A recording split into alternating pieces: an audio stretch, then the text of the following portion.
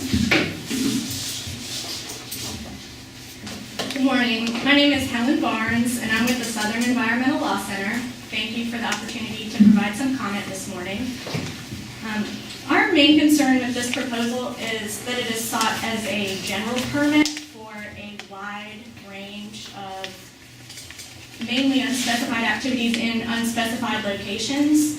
And while many of the individual projects themselves are not objectionable, what is objectionable is using this blanket type of general permit to grant authorization for all of them at the same time.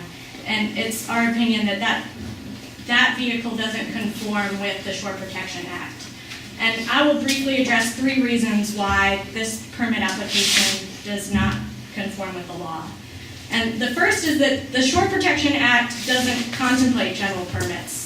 In contrast, general permits are specifically provided for in other regulatory schemes that DNR administers, such as under the Erosion and Sedimentation Act, or the NPDES program, or even regional general permits. And in those cases, the statutes and the regulations specifically provide for general permits. But in the Shore Protection Act, general permits simply aren't provided for.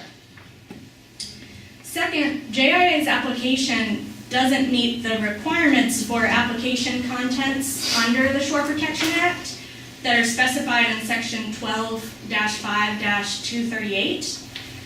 And that specifically, the application doesn't include specific construction documents, a plat, or site plans, and those are requirements that are specifically spelled out in the statute as being necessary as part of an application. Third, without this specific information about where exactly these activities will take place, this committee can't make a proper determination about whether the conditions for permit issuance are met under the code, and that's in section 12-5-239.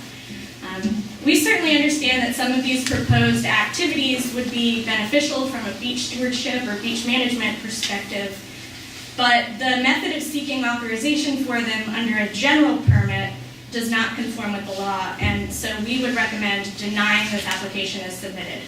Now, if JIA were to submit applications for discrete projects on an individual basis and provide the required detail and location information, we would certainly support this committee entertaining those applications.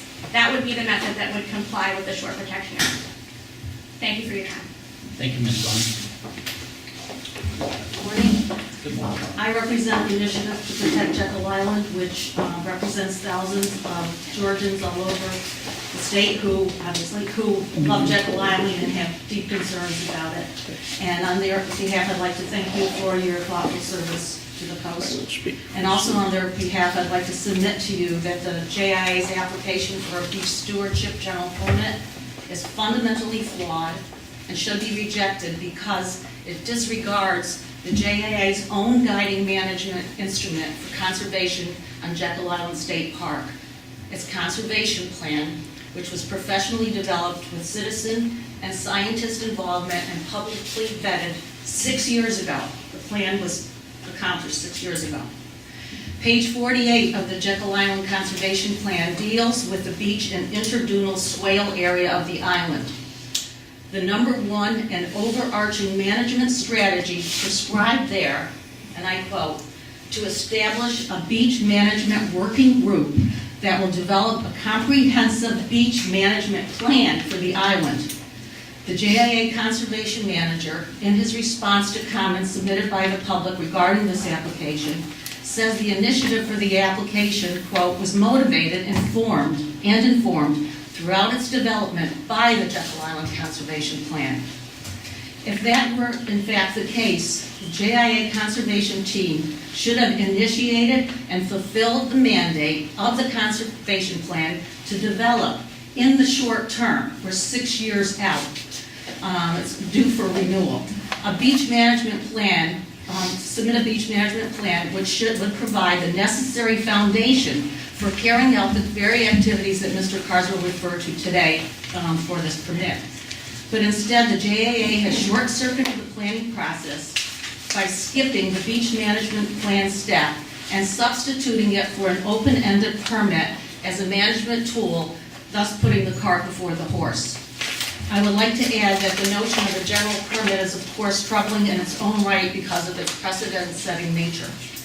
In sum, the JIA further states in its response to public comments, quote, "Protecting the natural integrity of the shoreline is one of the JIA's highest priorities. If this objective is to be realized, the permit should be denied and a recommendation made by the committee for the JIA to develop a comprehensive beach management plan as prioritized in its own conservation plan 6 years ago. The beaches and dunes of Jekyll Island State Park are far too valuable a resource to be managed by a general permit rather than a carefully crafted and publicly vetted beach management plan." Thank you. Thank you. Good morning, Commissioners, committee members. The previous speakers have laid out pretty much how I think, according to the regulations of the Shore Protection Act. And I would like to approach this from a little bit different perspective. Number one, I want to ask, who's going to enforce this general permit? Is CRD supposed to enforce it? They're not going to enforce it. They don't enforce best management practices. I've got it in writing that the complaints that I've made, that they do not enforce best management practices, such as putting silt fences down and where they belong and how much and blah, blah, blah, and the failures of them. They don't do it. Next, the Jekyll Island Authority has the poorest environmental compliance record in this county other than Glenn County. Glenn County is worse. The JIA is right up there with them. Now, that goes all the way back to when they moved the old gate out onto the causeway. At that time, they violated erosion control methods. They violated the marsh buffer. And then in there where they changed all of that entering, they had a whole bunch of open dirt in there that they didn't put in BMPs. I'm talking about stuff like silt fences, et cetera, et cetera. I called this to account and had to get Glenn County out there a couple of different times. Okay, then when they put in the sidewalks, they violated the marsh buffer. They violated all erosion controls. They didn't put up erosion controls where the tributaries coming in off the marsh come in onto that drive that comes through there.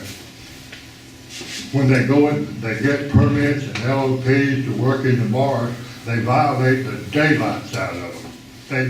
They don't have the slightest idea of what a delineation ribbon means.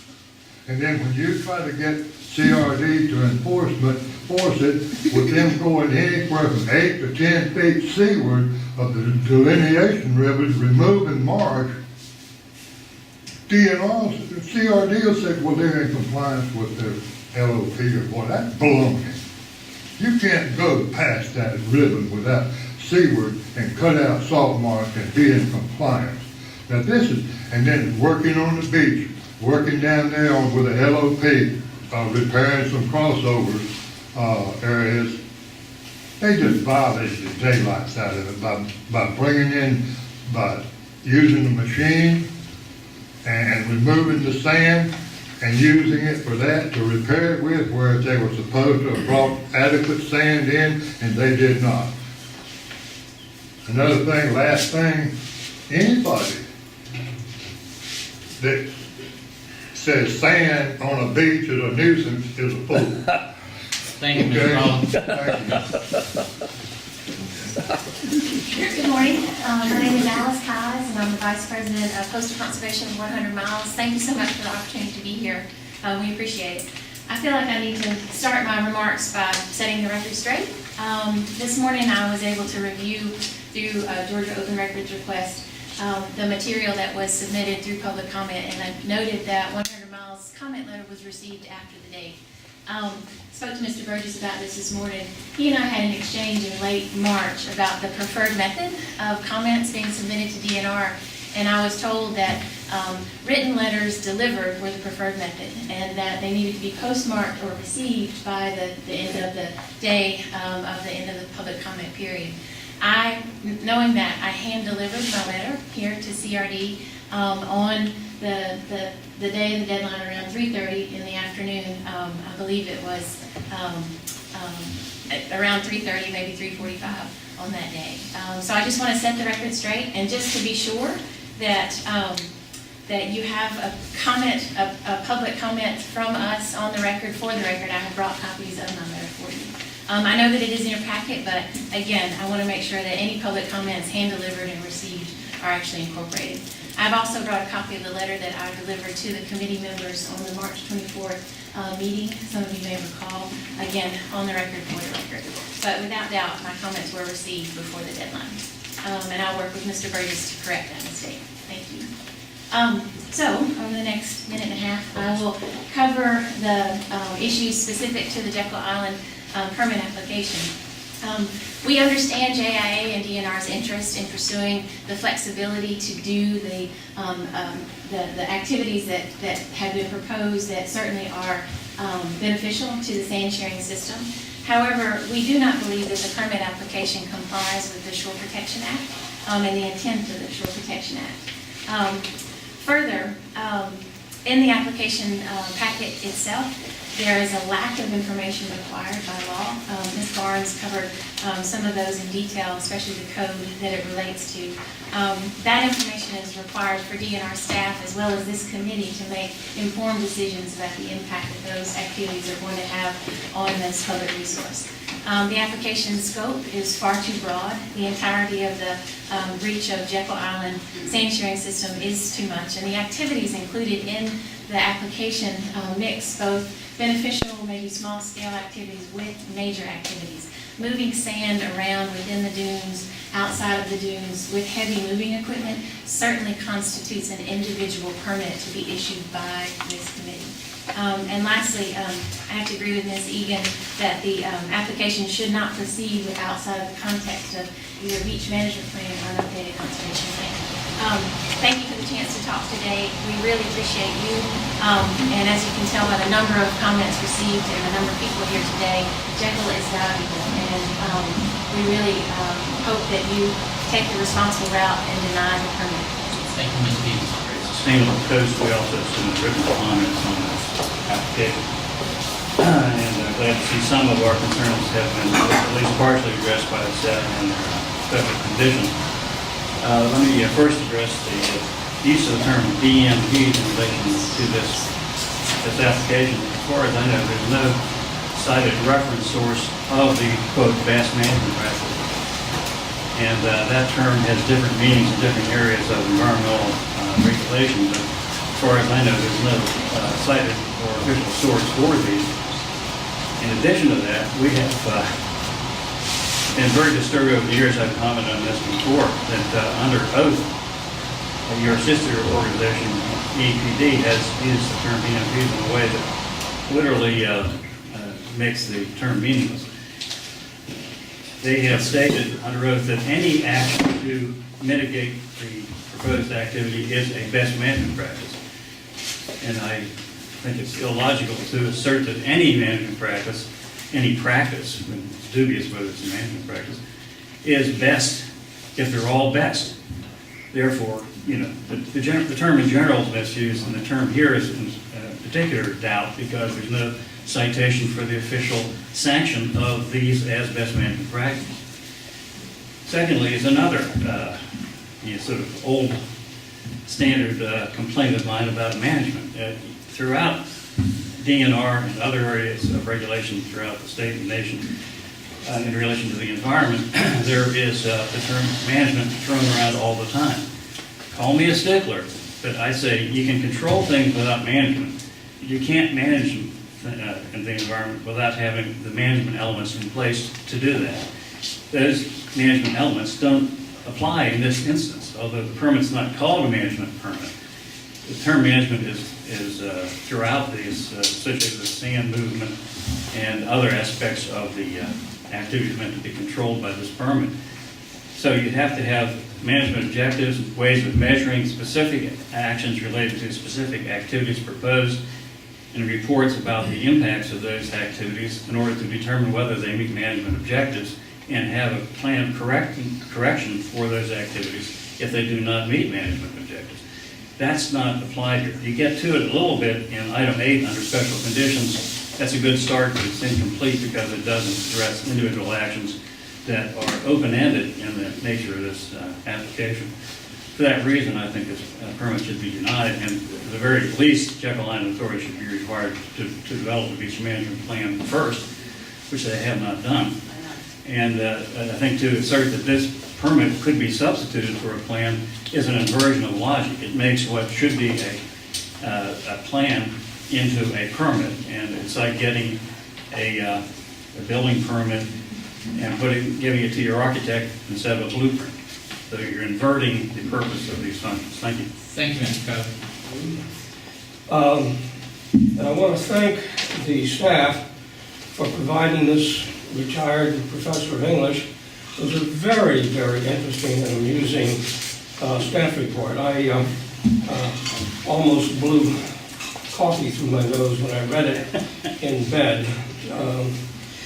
I'd like to call attention to several specific items in the staff report. For instance, the public interest considerations, A, B, and C, which all speak of how this project will not result in unreasonably harmful this, that, or the other thing. Unreasonably harmful. What is unreasonable? Who decides what is unreasonable? Personally, I consider it unreasonable for the JIA or any such organization to be contemplating pimping a beach, an island, a barrier island beach, to more and more tourists. There was a reference to, I believe, earlier, to 2 million recent visitors, annual visitors, and a projection of 2 million visitors.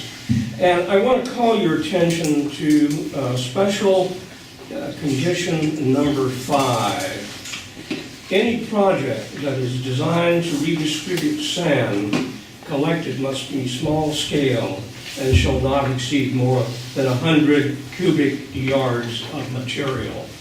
That's 10 or a dozen dump truck loads, small dump truck loads. That's a lot of material.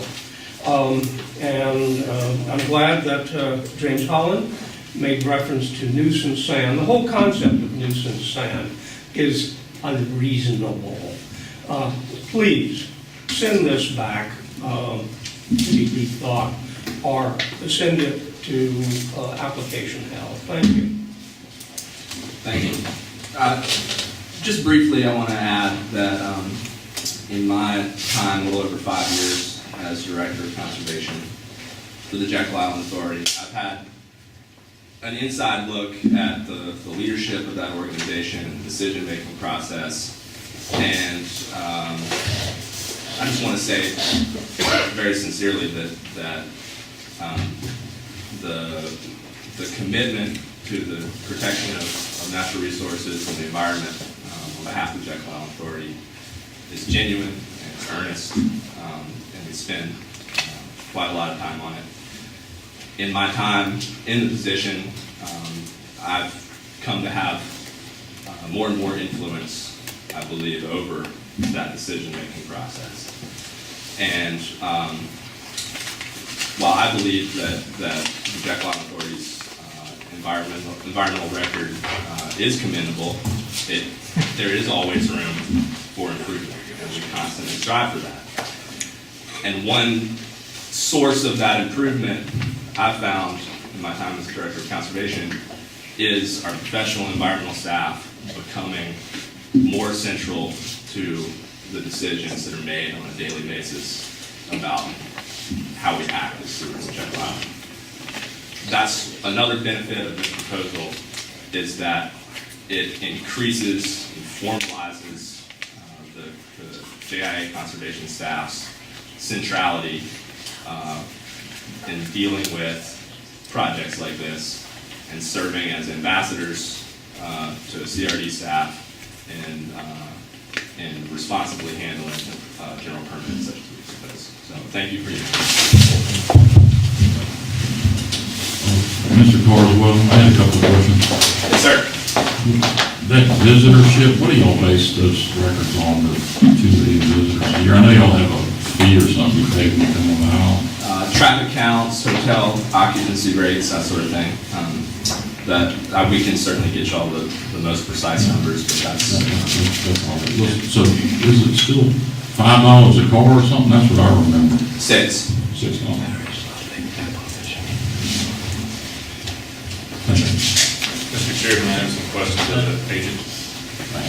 Go ahead and ask him while he's up. Okay. Please. Mr. Carswell, do you have an approximation of the jurisdictional area we're talking about here? I mean, and the reason I ask this is the findings and regs and your application takes pains to highlight that only the non-leased area within jurisdiction is subject to this permit. Generally speaking, how much land are we talking about? I think I'd have too much uncertainty in the total area to answer your question. The length of the Jekyll Island's beachfront is 15 kilometers. But because I do not know the width of the jurisdictional area along that whole length, because it hasn't been surveyed in its entirety, I would hesitate to tell you an area. Mr. Smith pointed out that 100 cubic yards of material is, around 10 dump trucks full of material. Yes, How would you propose transporting that much material? What's the mode of transportation? If you had a project you wanted to bring to bear, 90 cubic yards of sand. Right. I mean, certainly if you needed to move that much sand, I think it's correct that you would need dump trucks to move it a considerable distance. It would be dealt with on a case-by-case basis as far as how the sand was placed, and we certainly would not be creating a road through the dunes and driving dump trucks through it. I wanted to propose a limitation to try to allay some of the concerns about the scale of that use, and 100 cubic yards seemed like a number that wouldn't possibly limit the scale that we might want to accomplish. So certainly I think we could be comfortable with a limitation smaller than that. Would JI be comfortable with a limitation closer to 5, maybe 6? I think at any given time. I think we would. I think we would, accomplish beneficial projects on the scale that we're permitted to accomplish, and we would see how that goes under the special conditions that staff has proposed for keep tracking these projects, assessing these projects as we go along. We would see how something on that scale benefits the resources that we're trying to support, and if such a time in the future that there was a good justification for proposing an amendment to the permit to go beyond that, perhaps we would get there. But I think starting off smaller is not a bad idea. Difficulty in presenting a list of BMPs that would be utilized on these projects with references for where they came from within 30 days of issuance of a permit. I wouldn't say that I'd have a problem, but I would share with you a concern about that. I think best management practices, BMPs, particularly where they have an environmental benefit or something that conceptually we're totally support, and absolutely where there's a legal mandate to do so.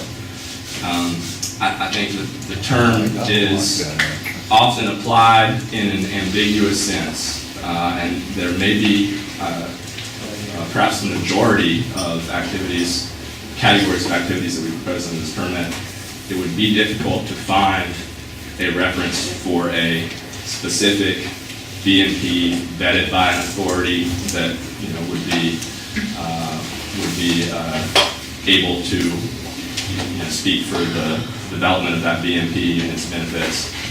So, so what I'm saying is that we support BMPs where specific BMPs can be found. Where specific BMPs cannot be found, we're committed to common sense approach that places environmental protection at the highest priority and has an approach these projects in a precautionary manner. The application, the application relies heavily on the phrase BMP, and the conditions rely on BMPs. A number of the activities proposed do not have BMPs, or do not have published BMPs, I don't believe. But the ones that do, and guidance, such as DNR sand bins. Right. Guidance. I mean, that's most likely not registered as a BMP, but it would be the best national practice that the authority would use. Yes, sir. So. And that's the one place where we decided specifically. Right. So, as far as a possible condition of permit within 30 days of issuance, which would be prior to any activity being able to take place on the permit, provide a list of BMPs and provide a list of sources for those, reference sources for those. And where there are no BMPs or where there's an activity that's not a BMP, simply note it's not a BMP. There's not a. Certainly. The application and the approval relies on it enough that I believe there needs to be a document made available to the Shore Protection Committee for. Question, Mr. Chair. Mr. Carswell, do you have the list of projects queued up that you think would be eligible for this permit? I do not have a tangible list at this time. So you don't have any street areas that are eligible sites so far? Well, that's a different question. I would say yes, we do have Okay. areas that would be, we could quickly prioritize some areas that we would like. Will you describe to me the process you envision after, let's say you're driving down the road and you see an area in the dynamic dune field that you think, based on your professional experience, is a good candidate site for one of these natural resource management tools Right. that would be included in this permit? Describe to me the process the Jekyll Island Authority would go through and before it performed work at that site. Okay. And I'm glad you asked that question that way because I appreciate the opportunity to differentiate how that process would play out with different projects. So going back to what I started with in my presentation to you this morning, a location where a 20-foot stretch of fencing could solve a problem that's resulting in erosion of the shore protection area due to an unauthorized pedestrian path. That's a problem that should be solved right away. The solution is clear, and so that would be sort of the most expedited process that we could put together. We would send an email to CRD staff according to the conditions, at least 15 days in advance if we wanted to do the work. Describe the scope of the work, the location specifically, any BMPs that we would employ, and we would request verification by CRD staff that scope fits under the permit. And once we had that verification, and we had the green light from CRD staff, we would solve that problem. To provide another example where the process we may manage the process on our end a little bit differently. At Camp Jekyll, the old 4-H center, where the new crossover structure approaches the beach at that site. There's an interdunal area that's mostly devoid of vegetation. We see a great opportunity there to establish a maritime grassland dominated by sweetgrass, muhlengrass, muhlenbergia, and associated plant communities, a rare and disappearing plant community in the coastal southeast, and use the proximity to Camp Jekyll and the thousands of kids that use that crossover as an educational opportunity to teach children about the importance of that habitat type, and teach them about habitat restoration, enhancement, and natural resources management. But, so that's a beneficial project that I fully support. However, you are going into an undisturbed natural area, interdunal swale and jurisdictional area, and doing something new and perhaps substantial, maybe affecting an acre. The intent is to benefit, but you're doing something that's a little more complicated than putting in a piece of fencing and blocking that.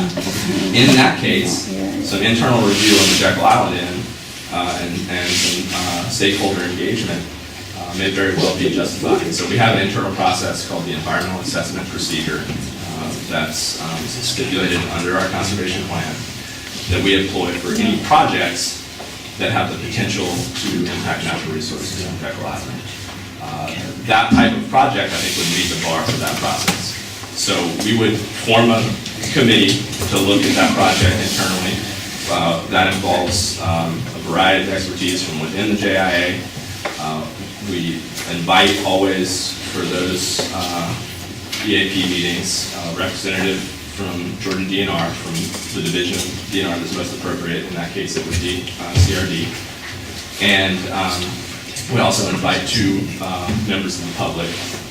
Often we invite a Jekyll Island resident. Often we seek out someone who has some professional expertise relevant to the project.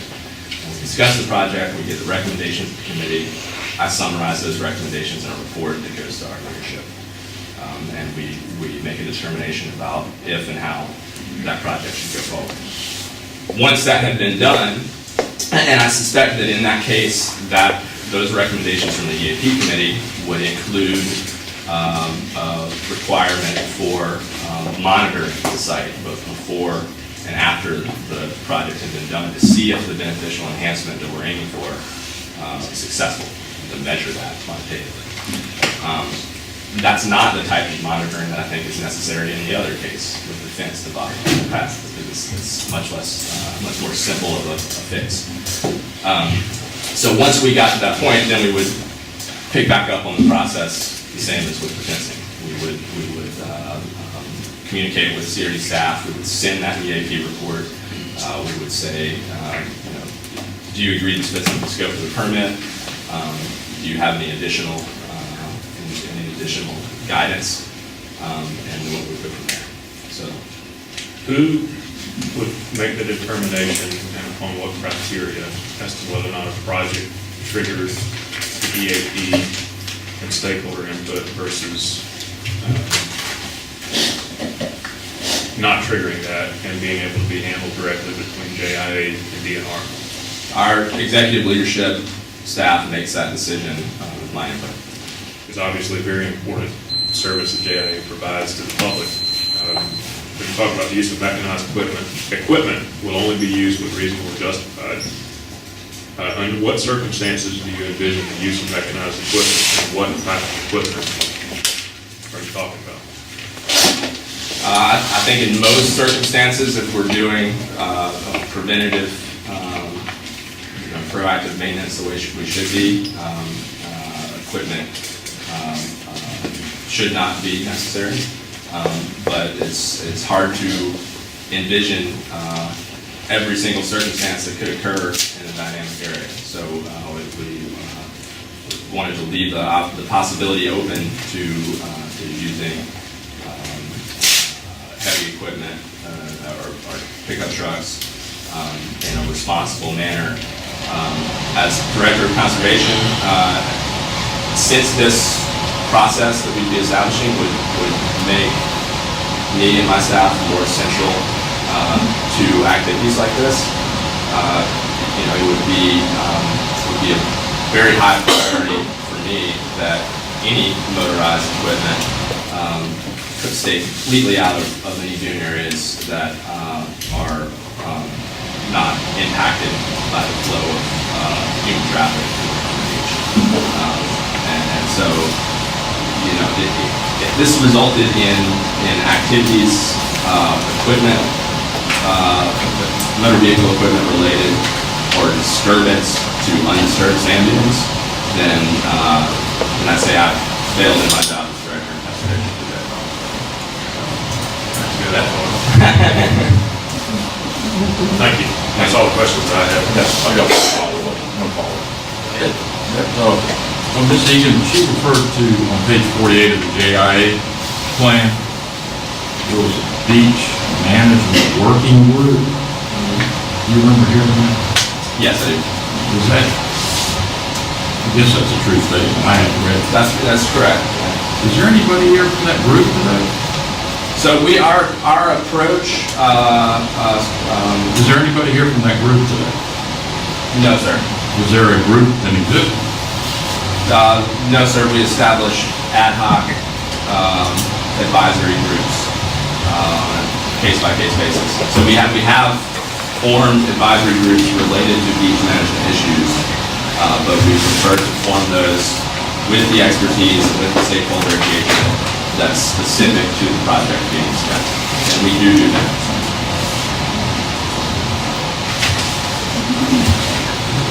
Thank you.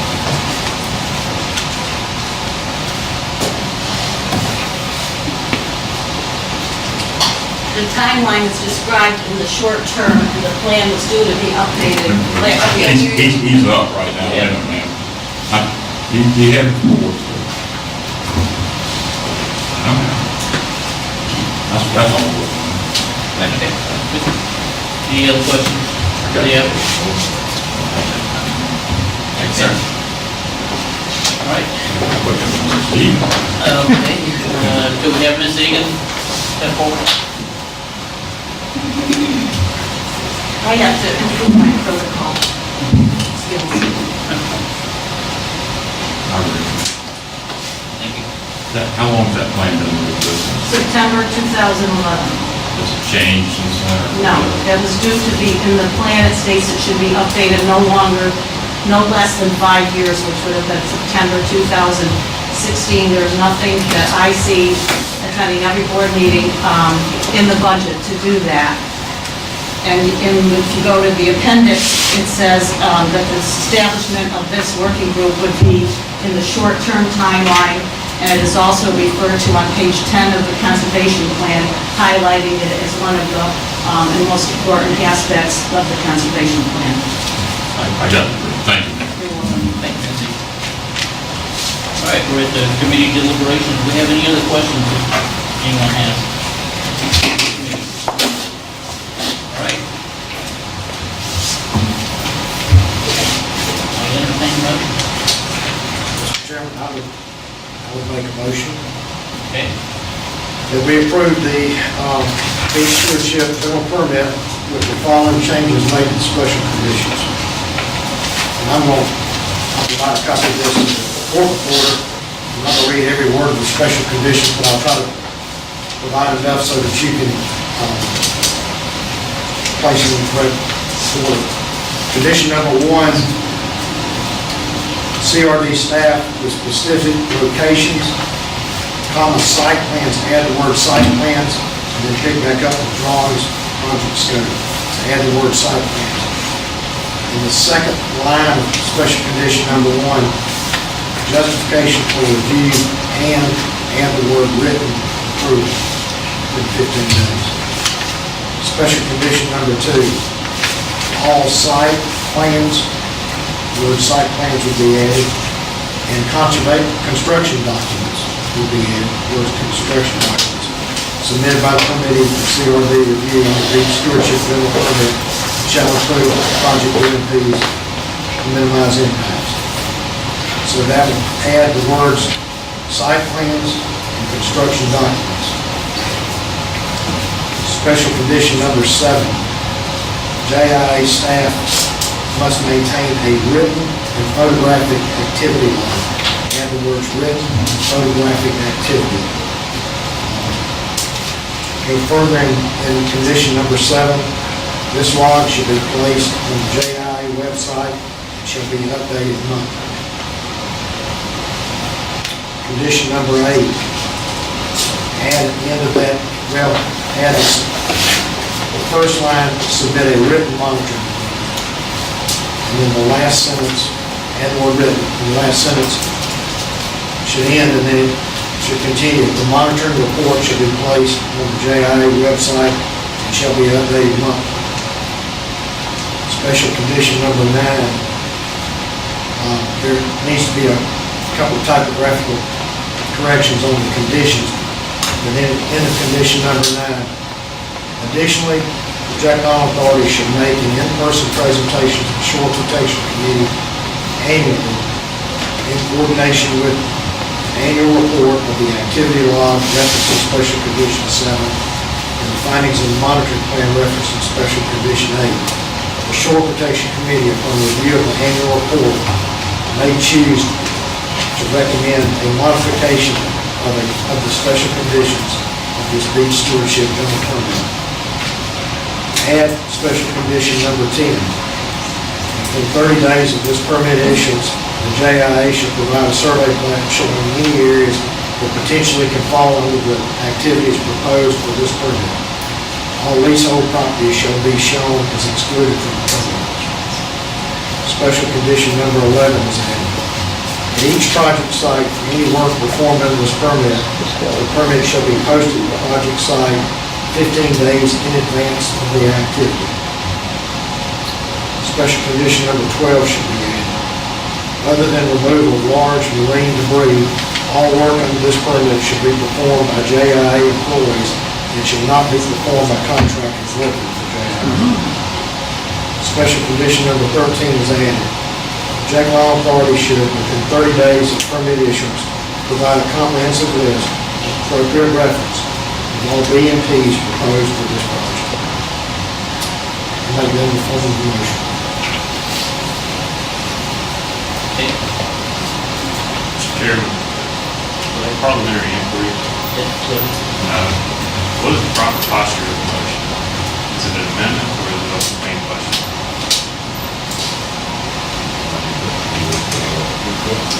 I'll refer to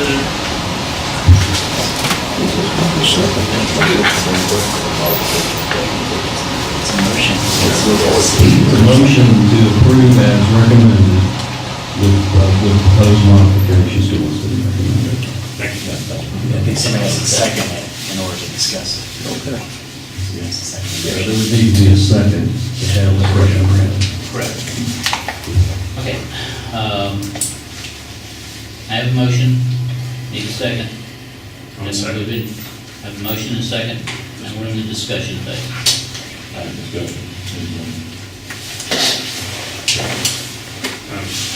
At the appropriate time, I'd like to make a motion. Well, let's get through the discussion portion of this one. Yep.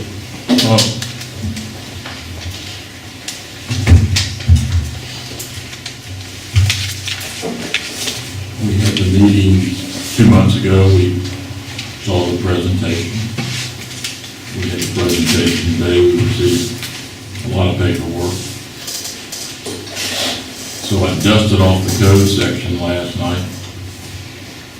And I happen to still be licensed as a lawyer in the state of Georgia, although I don't practice on the front lines too much. But today I'm a member of the committee, and we are in a certain trust position for the state of Georgia, for the almost 10 million citizens. And I'm glad to see that the authority, through its agent and applicant, is vitally interested in the welfare of the island. But when I read the code sections carefully in conjunction with the application, in particular, section 12-5-238, unless something changed here at the last legislature assembly. It said that there would be construction documents, part 3, part 5, a plat, part 8, site plans, and in the antecedent paragraph to the entire code section, they use the word must include.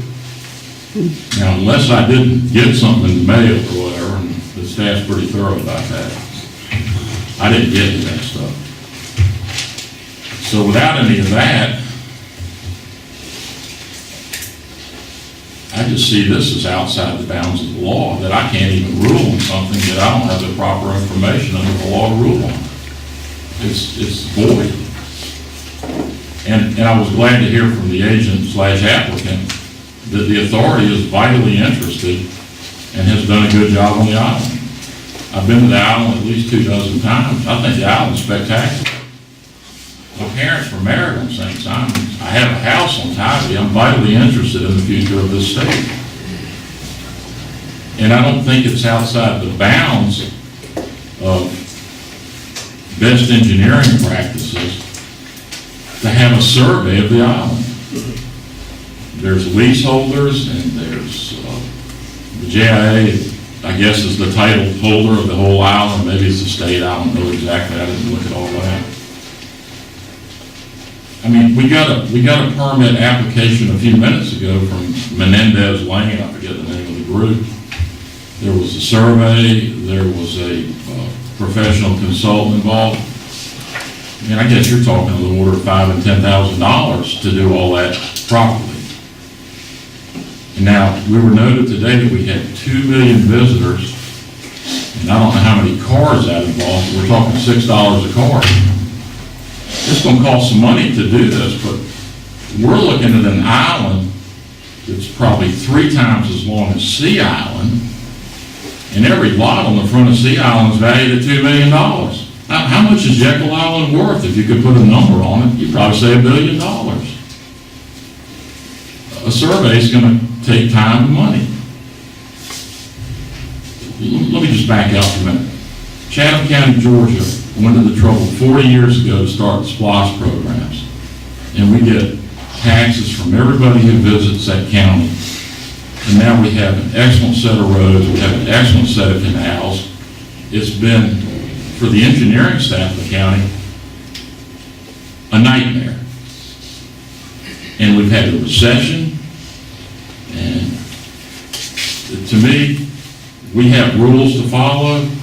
If the people don't like the rules, change the rules. I didn't make these rules. These were made in Atlanta, Georgia. They were signed by the governor.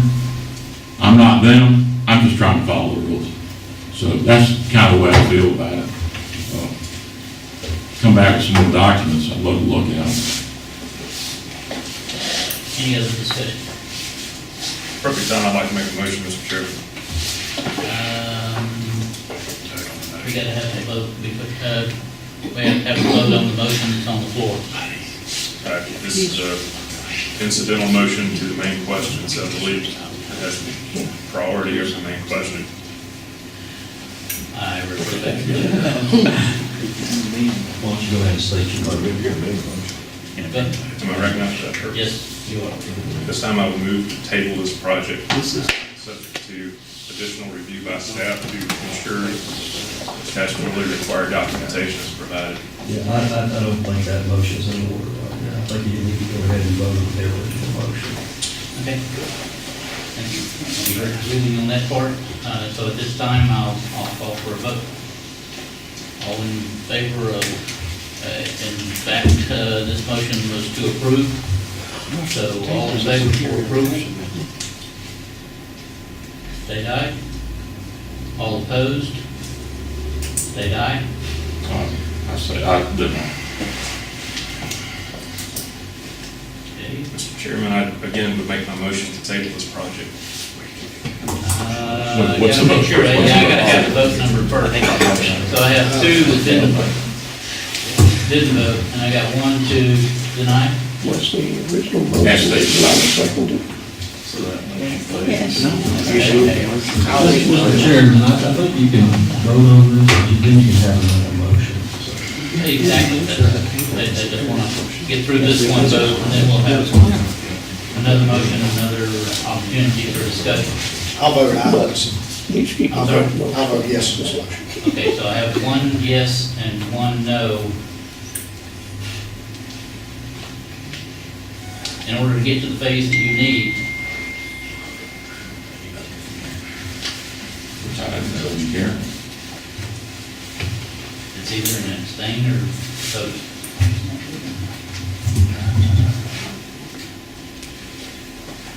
Mr. Chairman, I vote no on this project. Okay. I have one in Hold favor. on. That's all right. Let me rephrase my answer. I vote no on the motion for the committee. Okay. So I have two no votes. The motion fails for lack of proper number of votes. At this point, I'll entertain another motion. I would move to table project indefinitely until staff can conduct a review as to ensure that the project contains all statutorily required elements. Okay, I have a motion on the floor. Discussions. I'd like to discuss it, if it's possible, discuss it without a second. Yeah. I'll make a second. Okay, I got a motion and a second, I'm sorry, I dropped that one. Now we're into discussion phase. I'm not sure about the word indefinitely when you do a table. Doesn't have to be a time certain sort of. Yes. I mean, I don't have a problem with I think time certain would be a better practice. Yeah, but I don't have a problem with tabling it per se, but, and Jekyll Island's important, there's no doubt about it. We got a lot of good people on the authority, one of them has to be sitting in here. We all love that place. It's probably visited a lot more by people other than me, because I don't live in this part of the world, but I've been there, like I said, a bunch of times. My wife threatened to move to Jekyll Island, well, no, hell, I didn't. I asked her how she was gonna pay for it.